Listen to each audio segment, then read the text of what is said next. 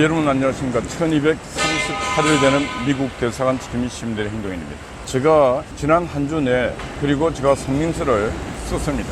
교사들은 더 이상 집단 행동하지 말고 교단으로 돌아가라. 교사들이 해야 될 일은 지금 무너진 학교, 무너진 신뢰, 학생과 학부모, 교사 간의 그 모든 신뢰의 상실은 원인은 어디서 왔는가? 바로 교사들로부터. 왜 교사들로부터 왔는가? 교사들이 교육의 공급자임에도 불구하고 공급자인 그 기본적 자세를 다 상실했기 때문에 그동안 30년이나 기나긴 세월에 교사들이 매일 집회하고 데모하고 정치활동하고 노동활동하고 그런 짓 하다가 학생과 학부모로부터 교육자로서의 모든 권위와 신뢰를 다 상실했습니다. 그렇기 때문에 지금 대한민국 2023년 지금 일어나고 있는 모든 일은 교사들로부터 일어났다. 제가 분명히 말씀드립니다. 학부모들은 교사들을 존경했어요. 과거의 학부모들은 학교에서 매를 맞더라도 선생님들에게 더 때리라고 그랬어요. 더 때려서 나의 아이들을 사람 만들어주라 그랬어요. 그런 마음은 지금 우리 학부모들 대부분이 다 갖고 있습니다. 서희초 지금 사건 같은 것은 학부모 진짜 그 전국의 수백만 학부모 중에 몇 안 되는 사람 중에 하나입니다. 그러나 교사들이 지금 하고 있는 것은 교사 40만 중에 지금 8만이 넘어가고 10만, 전교조가 많을 때 거의 9만, 10만이 됐어요. 그들이 아이들과 학부모를 위해서 교육의 질을 높이자 이런 노력한 게 아니고 거의 다 정치 투쟁했어요. 이념 투쟁했고 북한을 수십 번 갔다 온 그런 전교조 교사들도 천지고 매일 술 처먹고 성추행하고 노동 투쟁하고 길거리 투쟁하고 학교 교육과 담쌓고 있는 교사들이 천지백갈입니다.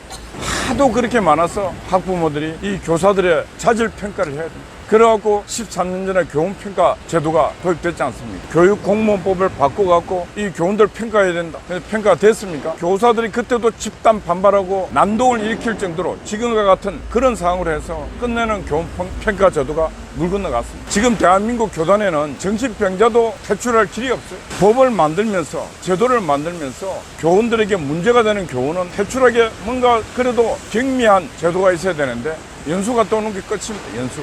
아니 연수 갔다 오면 연수가 그 쉬는 거지 뭐 그게 치료받는 겁니까? 그래서 교사들이 이렇게 준동을 하는데 교육 정치를 책임지고 있는 조희연, 최교진, 조희연은 서울교육감입니다. 최교진은 세종교육감입니다. 거기에 뜬금없이 또 서거석 전북교육감이 또 합세를 했어. 그리고 심지어 다음 주 월요일 날 서희초 49제 행사할 때 학교 문을 닫겠다 하는 학교가 무려 300 몇십 개 학교랍니다. 우리 학부모들, 우리 전국에 있는 학생들은 운동을 주도하고 있는 교사들 상대로 집단 소송을 해야 됩니다. 학습권과 교육권을 침해받은 이 원인을 제공한 교사들에게 집단 소송을 해서라도 이 교사들의 잘못된 행동을 고쳐야 됩니다. 그리고 조희연과 최교진 이런 자들에 대해서는 또 학부모들이 소송을 해서 법적 일탈의 문제가 있으면 법적 책임도 묻는 그런 행위를 해야 된다.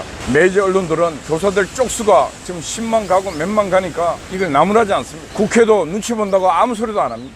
학부모들은 생업에 바빠서 이런 결사할 수 있는 그런 게 안 되다 보니까 학부모들 소리가 전달이 안 되고 있습니다. 그래서 저는 공교육 살리기 학부모연합을 다시 부활합니다. 공교육 살리기 학부모연합이 얼마나 긴 시간 동안에 한국의 공교육을 살리기 위해서 지키기 위해서 얼마나 노력했고 전교조가 법의 노조 될 수 있도록 그 활동을 한 단체가 공교육 살리기 학부모연합입니다. 그 단체를 적극화시키고 부활시켜서 한국 공교육을 정상화시켰습니다. 그리고 이제는 교사들의 잘잘못을 끝까지 고발해서 하나하나 자질 없는 교사들을 교단에서 색출하는 일도 해내겠습니다. 전교조 출신 그리고 교사가 지금도 길거리에서 교육 팽개치고 나와서 촛불 집회 사회보고 있고 정권규탄 집회하고 있고 그래도 아무 이상 없는 세상입니다. 헌법은 공무원의 정치 중립, 교원의 정치 중립을 헌법에 명시하고 있습니다. 교육공무원법에도 명시되어 있습니다. 그럼에도 불구하고 이런 짓들을 교사들이 초법적으로 이런 행동을 하고 있습니다. 법을 우습게 보고 있습니다. 학부모들은 다시 한번 결사해서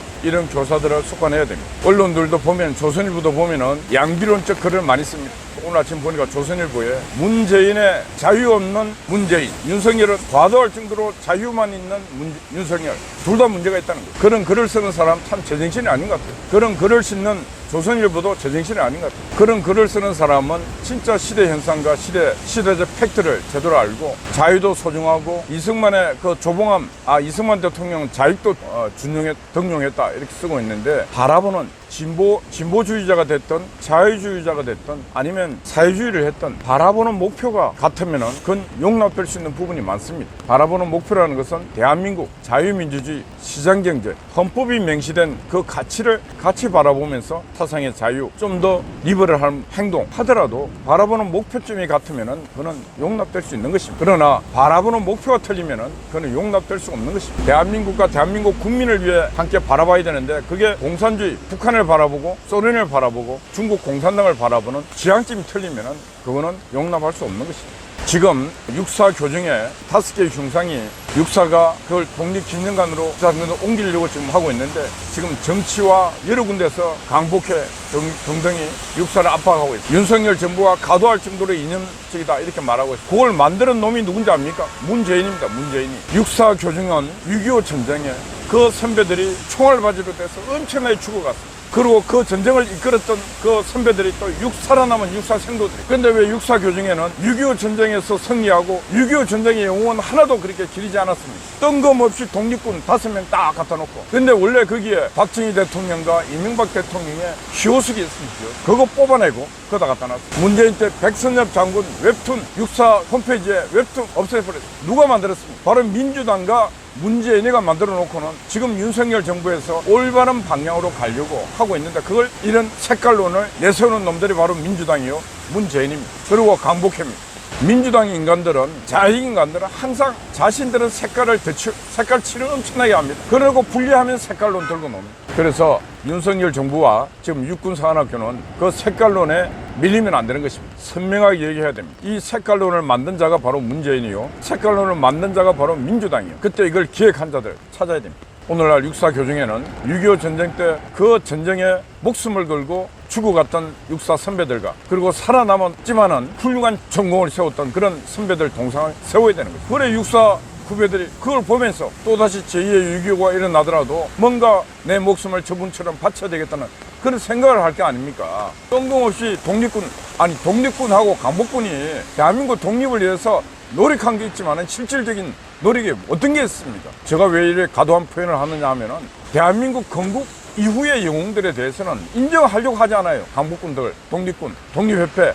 왜 대한민국은 과거만 있고 현재와 미래는 없습니까? 왜 대한민국은 강복만 있고 강복군, 독립군만 있고 대한민국 국군은 없냐고요. 그래서 내가 가감하게 지금 말하고 있는 것입니다. 강복회의 과거 회기적인, 과거 집착병 그리고 거기다 색깔로 내세우고 아니 그런 흉상들은 독립기념관 가 있어도 되는 겁니다. 지금은 육사 교정에는 김자진 장군 정도 한 분 그리고 그 후손들 육사의 선배들 나라를 위해 목숨을 바친 그런 분들이 흉상이 쭉 만들어지고 그래야 정상 아니에요? 지금 여기도 또 강화문도 똑같습니다. 조선시대 이순신 장군, 조선시대 세종대왕밖에 없어요. 대한민국에 왜 인물이 없습니까? 대한민국을 건국했던 이승만, 박정희, 오늘날 이렇게 경제 번영을 일으킨 박정희 이런 분들 왜 기리지 않습니까? 그래서 이번 육사 교정에 5개의 흉상 다른 데로 옮기는 부분에 대해서는 저는 적극적으로 찬성하고 육사는 반드시 관철시키고 국민의힘당도 여기에 밀리면 안 되는데 이 홍준표가 또 가만 입을 안 쳐닫고 있고 또 미친 짓을 하고 있습니다. 진짜 준표 유시민이 역사인식을 갖고 있는지 진짜 한심합니다. 한심해. 이 생각을 균형 있는 생각을 갖고 있는 정치인인지 한심하다고. 그러면 거기다가 얘기를 해야 될 거 아니냐고. 그 흉상만은 왜 5개 세웠냐. 6.25 전쟁의 영웅들은 왜 안 세웠냐 물어봐야 될 거 아니냐고. 문재인한테 민주당한테 그러면서 정치한다고 있으니 맨날 문제만 일으키는 게 바로 홍준표입니다.